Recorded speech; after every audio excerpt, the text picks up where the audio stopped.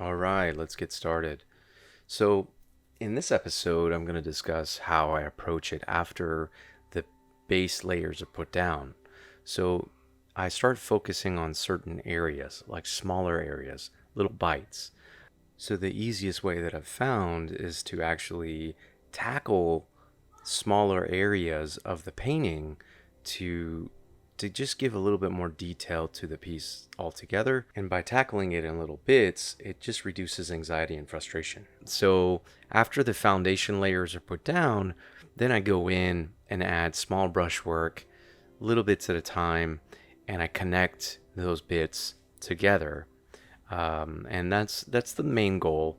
So here you can see how I'm just, slightly putting alcohol on my brush, dipping it in a cup of clean alcohol, and then I run the pathways. So I'm not creating the line with the brush, I'm creating the pathway that allows me to push the alcohol to the line. So you see how the line is usually on the outside of the brush, not on the inside, and it's usually on both sides of the brush of the stroke that I put down, because wherever we have alcohol, the ink tends to go to the edges of where the brush stroke is. So knowing that, you tend to start learning how to move the alcohol and how it acts when you run a brush stroke. And as you continue to keep doing that, it helps with knowing where the alcohol is going to go and how to create those lines.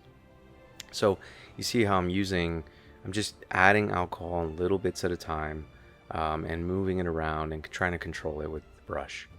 And as I'm doing this, I'm thinking of composition, where those lines are going to be, how they connect as a whole, how they connect as the whole piece. So I do step back, look at it, and then come back in and redraw some lines, because that always helps when you step back and view it from the bigger picture of the whole.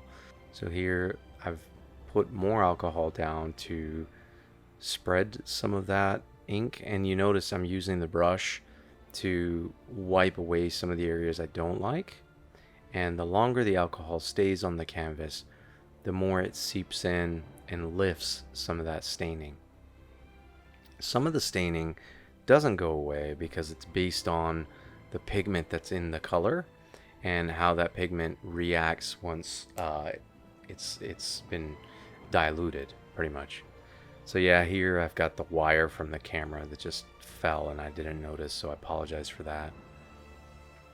So as I continue to add more alcohol and work the top of the canvas, I'm also looking how these lines interconnect through the center of the canvas and through the existing lines that are there. And this part is very iterative. It's part of the process. It's for me, at least for this type of style that I'm doing, I like to connect the lines. I don't like the lines to just go nowhere, or they typically need to connect, because if they don't, then it feels like it's just a different part and it feels like it's done differently. So that's what helps the synergy of all those lines, the energy of those lines, as a main component to this painting. So there's a lot of rework. You can't be frustrated with it. You see here, I literally put alcohol kind of in the center of all of that movement and action. And you see how quickly I'm just moving it around and making sure that the lines connect before the alcohol dries. And my blow dryer right now is set to cold because I want to give myself that time to be able to move it and reconnect the lines. So now we're going to go to the other side. So I've kind of had my focus on that right side, and now I'm going to go to the left side where it's really airy, light, and I like that lightness. So I want to keep that, but I want to stretch that lightness out a little more. So you'll see here, I hope the camera shows it, but you'll see how I start pulling that color out even more. So the reason why I jumped from the right side to the left side, well, another reason, is it's basically like diverting my attention to the other side. Don't devote all your attention to one area while you forget the rest. So that's why I like to jump around from one area to another. It feels like it just helps for me as I work through it. It helps me just work on it from different angles, and it lets me rest a little bit. Because when you focus on one side, you forget about the rest sometimes, because it's so you're so focused on this minute area that you tend to sometimes, or I tend to forget about the rest of it. So even though I'm stepping back, so I like to jump and tackle different smaller areas of the painting as I go. And you can see, I mean, this isn't really a small area, but in the grand scheme of the painting, it is. And I do like that orange, the red to orange, or that orange to yellow aspect. So I'm stretching it and pulling it out more to the edge, the bottom edge. Now my camera couldn't pick up the full bottom, but you kind of get the idea of, you can see it here. And again, I'm looking back. You see how it keeps stepping back and looking at it and then coming back in. And there's two things I'm doing. One is I'm refilling my brush with alcohol, but then I'm also looking at it and inspecting it as I go. See where I'm lacking the lines, how it's connecting, so on and so forth, in the direction that I like as I paint. So there was this one area that I really liked, so I started adding smaller little fraction lines in that little fold. And I really thought that was neat, because it goes from this softness to this, like, these lines that lead up to the pressure. And then I thought, wow, it'd be really neat to have those little smaller cracks within the fold of the two colors. So, and that's what I'm playing with right now. And if I don't like it, I can always go back and pour alcohol down and redo it, restart it. So that's the joy of using alcohol ink. Now, the mindset. So as I'm working through this, I'm not thinking about it as this, like, oh my gosh, it's going to be a masterpiece kind of work. I'm thinking about it as, I'm solving this problem. I'm solving and learning as I go. I'm still learning as I do this, and that's the mindset. And if something good comes out of it, like a really nice painting, then that's great. But for me, I look at it, I try to inspect it and observe it as a learning experience versus I'm making a painting for somebody. And that's how I look within to help alleviate some of that frustration or stress, and just enjoy the process.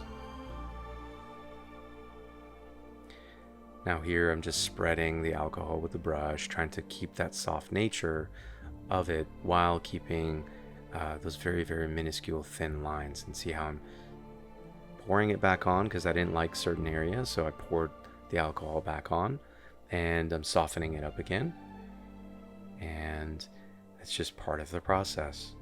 Now, if I was looking at this as I'm going to make a masterpiece, then I probably would be more hesitant to pour the alcohol and just reset. And that's that mindset. That's why I have that mindset, is because there are times where you just have to reset, because there's certain things where you mess up, splash marks. You can't be too married to the work as you're working through it. Now, there are areas that you're going to like, but in general, you can't be too married to it. So now we're going to work the top left corner, and I'm moving all my equipment around to the top left. So there is that purple line that's going across that's kind of counter to everything else that's happening.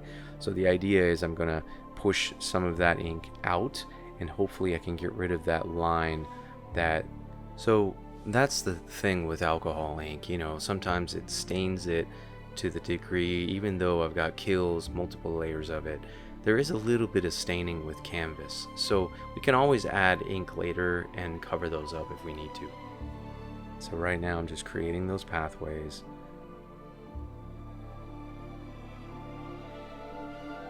leaving the alcohol there so that adding more alcohol so that I can see if I can blend that line out.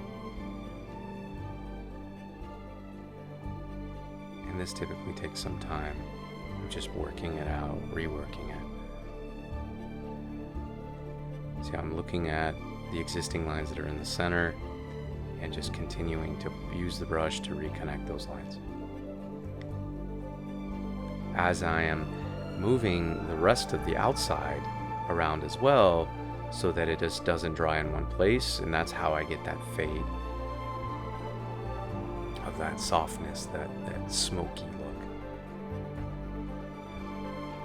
I may go back and add some more color to this area on my next video, because I think sometimes in order to get rid of some of the staining is to just add more color and rework it in that area and just overlay on top of it.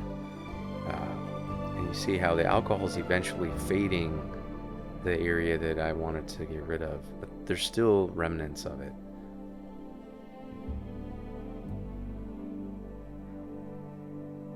So just adding thin lines of alcohol, moving it around, giving the direction with the brush from different angles.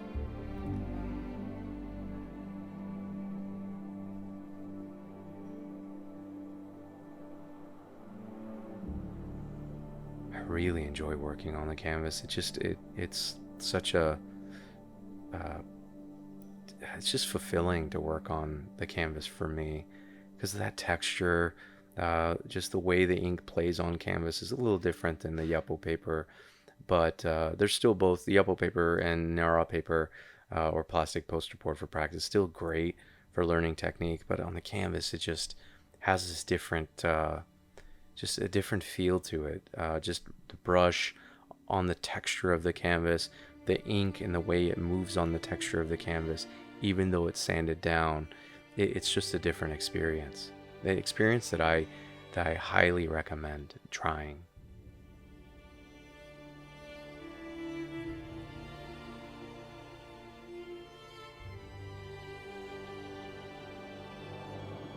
So here I'm just adding a few more lines, and at this point what I'm going to work on next is the center top and the bottom center. So those are the areas I haven't reworked yet, and I hope you've enjoyed this video.